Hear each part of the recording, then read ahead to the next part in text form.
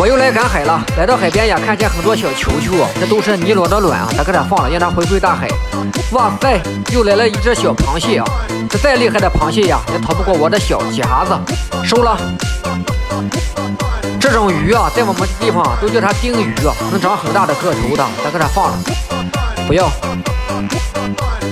哇塞，又来了2只小多宝鱼啊，多才多宝，海滩上面的伏地魔，大海里边的隐藏高手。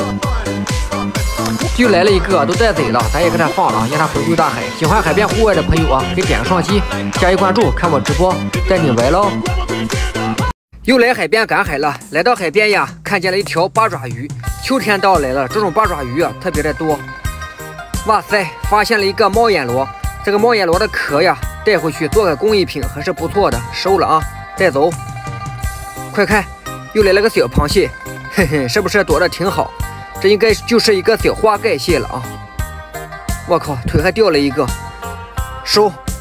又来了个海螺，路过的老铁啊，手机有电给点双击呗。喜欢的锁定直播间，咱们一会直播赶海带你玩喽。这每当大海退潮之后呀，来到这个季节呀，这个海滩上面都会出现很多这样的小沙包，里边不是一只猫眼螺，就是一只这样的花旦蟹啊。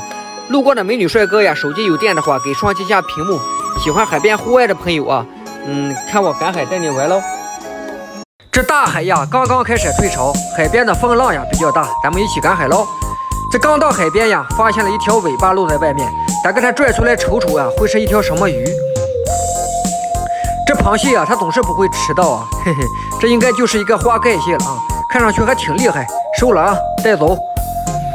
哇塞，好大的一个毛憨子啊，这个回家辣炒一下也是不错的，收，带走。这应该就是一个鲍鱼了吧，还是纯野生的啊，收了啊，看起来还不错。这大海呀是我家，环境啊靠大家，碰见垃圾啊顺手带走。喜欢户外的朋友啊，锁定直播间，咱们一会直播赶海带你玩喽。